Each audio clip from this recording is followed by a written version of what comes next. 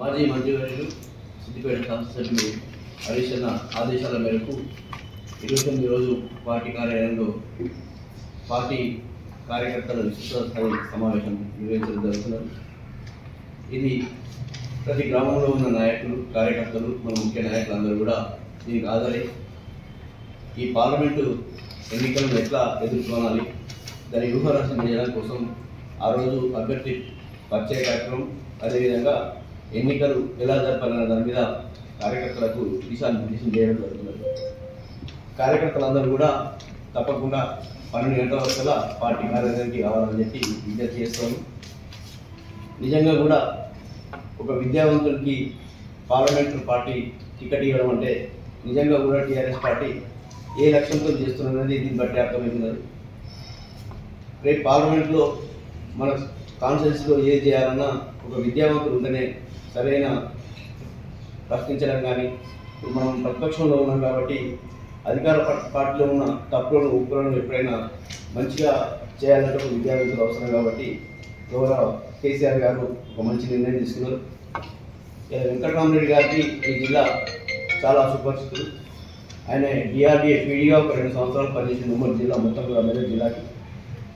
అంతేకాకుండా ఉమ్మడి జిల్లా జాయింట్ కలెక్టర్ కూడా ఆయన 2 సంవత్సరాలు పనిచేయడం జరిగింది. కొత్త జిల్లా ఏర్పడిన తర్వాత ఈ జిల్లాలో కూడా 3 సంవత్సరాల పాటు ఆయన జిల్లా కలెక్టర్గా చాలా సేవలు అందించడం జరిగింది. ఆయన జిల్లా కలెక్టర్గా ఉన్నప్పుడు ఎన్నో అభివృద్ధి కార్యక్రమాలు దాదాపు 10-20 ఏళ్లలో కూడా జరిగిన పనులన్నీ కూడా 3 సంవత్సరాల్లో రాత్రింబవళ్ళు కష్టపడి ఈ జిల్లా అభివృద్ధి కోసం ఆయన ఒక అధికారిగా కాకుండా ఇక్కడ ప్రాంత ప్రజల కోసం చేయాలనే తపనంతో అప్పుడున్న మంత్రి హరీష్ అన్నకు తోబుట్టుగా ఉంది. రాత్రి 2 అయినా 3 అయినా అధికారులందరూ కూర్చోబెట్టి రివ్యూ చేసి ఎట్లా చేస్తే బాగుంటుందని కూడా రైల్వే లైన్ అనుకోవచ్చు, ప్రాజెక్టులు అనుకోవచ్చు, ఇలా కెనాల్ అనుకోవచ్చు. ప్రాజెక్టులు అంటేనే 20-30 సంవత్సరాలైనా కానీ ప్రాజెక్టులు 3 సంవత్సరాలు నిర్మించి ఇక్కడ ప్రాంత ప్రజలకు నీళ్లు తెస్తే నిజంగా ప్రజల అందరూ కూడా ఆశ్చర్యపడ్డారు. నీళ్ళు వస్తాయంటే జాగరీమని అడిగితే ఎవరు కూడా జాగరిస్తే నీళ్ళు వస్తాయా, ఇప్పుడు వచ్చి అడుగుతున్నా వస్తే నేను చూస్తామా అని చెప్పి మాట్లాడిన వాళ్ళు 3 సంవత్సరాల లోపలనే ల్యాండ్ అక్విజిషన్ చేసి ప్రాజెక్టులు నిర్మాణం చేసి ఇలా నీళ్లు తెచ్చి చెరువులు నింపి పంటలు పండించారంటే దాని వెనుక హరీష్ అన్న కృషి, వెంకటరామరెడ్డి గారి కృషి ఉన్నదని చెప్పి తెలియజేస్తున్నాం. అప్పుడే అధికారిగా ఉన్నప్పుడు ఇన్ని సేవలు చేసినప్పుడు అధికారులకు కొంత పరిమితి ఉంటుంది. ఎంతవరకు పనిచేయాలి, ఎంతవరకు ఉండాలనే దానికోసం కొంతవరకే లిమిట్స్ ఉంటాయి. కాబట్టి అధికారిగా ఆయన చేసినట్టు ఇలా లిమిట్స్ దాటి ఆయన అధికారి ప్రజాప్రతినిధిగా కొనసాగాలంటే ఇంకా విశాలమైన హృదయంతో పనిచేసే అవకాశం ఉంటుంది. కాబట్టి ఈ సిద్దిపేట పార్లమెంటరీ పార్టీ ప్రజలందరికీ కూడా మంచి సేవలు అందిస్తారు. కాబట్టి రేపటి జరగబోయే ఎన్నికల్లో ఒక విద్యావంతుడికి అవకాశం ఇచ్చినట్టు ఉంటుంది. కాబట్టి ఈ సమావేశాన్ని మనం అందరం విజయవంతం చేసి మనమందరం కూడా నిజంగా మార్పు వస్తుంది, కాంగ్రెస్ వస్తే మార్పు వస్తుందని చూసాం. కానీ ఇటువంటి మార్పు వస్తుందని ఎవరు కూడా గమనించలే. 100 రోజులలోనే ప్రజలందరికీ తెలిసిపోయింది కాంగ్రెస్ పార్టీ ఎన్నికల్లో గెలుస్తామని మాత్రం అనుకోలేదు. ఏదో వాగ్దానాలు చేసింది గెలుస్తామా లేదా అని అనుకోకుండా గెలిచేసరికి నిజంగానే గెలిచినాం. ఏం చేయాలో తెలియని పరిస్థితుల్లో ఇలా కాంగ్రెస్ పార్టీ పరిపాలన కొనసాగిస్తున్నది. ఏదైనా మాటలు చెప్పి దాటిద్దామనే ఉద్దేశం తప్ప ప్రజలకు సేవ చేద్దామనే ఉద్దేశం ఏ ఒక్కరికి కూడా లేదు. వాళ్ళ పార్టీ కూడా ఏమనుకుంటుందంటే ఎట్లాగో మనం సేవ చేయలేకపోతున్నాం, కనీసం బదనాం చేసుకుంటేనే మనం కాలం వెళ్ళిద్దామనే ఉద్దేశం మీద కేవలం ఆరోపణలు తప్ప వాళ్ళు చేసేది ఆరోపణలు చేయకండి. అవసరమైతే మీరు ప్రభుత్వంలో ఉన్నారు, అధికారులకు మీరు ఆదేశాలు ఇచ్చి ఎంక్వైరీ చేయండి, తప్పు చేసిన దొరకబట్టండి, జైలు వేయండి, శిక్షించండి. కానీ మీరే అధికారులు లెక్క మీరే దొరకబట్టండి చేయకండి. అధికారులకు అప్పచెప్పి ఎవరు తప్పు చేస్తే వాళ్ళ మీద చర్యలు తీసుకునే విధంగా మీరు చెప్పి మీరు పరిపాలన ఏ విధంగా చేయాలి, మీరు ఇచ్చిన హామీలు ఎలా నెరవేర్చాలనే ఉద్దేశం మీద ముందుకు పోవాలి. దయచేసి ఇప్పటికైనా ప్రజలు మీకు అవకాశం ఇచ్చినారు, దాన్ని సద్వినియోగం చేసుకొని ప్రజలకు మంచి సేవ చేసి మంచి పేరు తెచ్చుకునే విధంగా ఈ ప్రభుత్వం పనిచేయాలని నేను తెలియజేస్తూ రేపటి కార్యక్రమాలు అందరూ కూడా విజయవంతం చేయాలని తెలియజేస్తాను.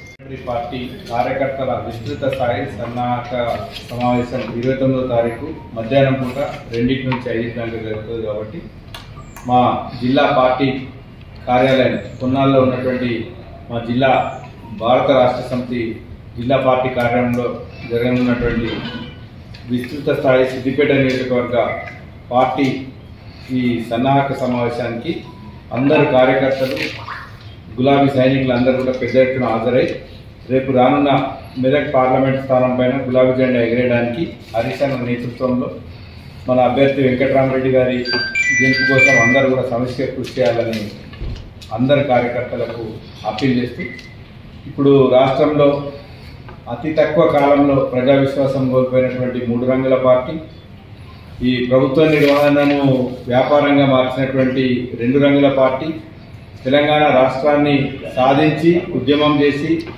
6 దశాబ్దాల కళను నెరవేర్చినటువంటి కేసీఆర్ నేతృత్వంలోని ఒకటే రంగున్న గులాబీ పార్టీకి మధ్య పోటీనే కాబట్టి ఈ పోటీలో ఆల్రెడీ మనకు సాంకేతికంగా బలం ఉన్నది, నైతికంగా బలం ఉన్నది.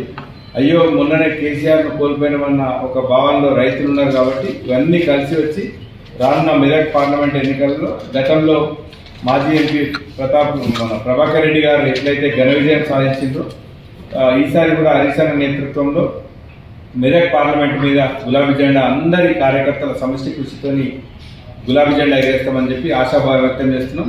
29వ తేదీ జరిగే ఈ సన్నాహక సమావేశానికి సిద్దిపేట నియోజకవర్గంలోని ప్రతి గులాబీ సైనికుడు, తెలంగాణ ఉద్యమకారుడు, రైతు బంధు సమితి సర్పంచులు, మాజీ సర్పంచులు, మా ఎంపీటీసీలు, ప్రజాప్రతినిధులు, మాజీ ప్రజాప్రతినిధులు, ప్రతి కార్యకర్త మనస్ఫూర్తిగా ఇది తమ సమావేశంగా ఇచ్చేసి హరీష్ అన్న నేతృత్వంలోని సన్నాహక సమావేశాన్ని విజయవంతం చేయాల్సిందిగా విజ్ఞప్తి. Thank you.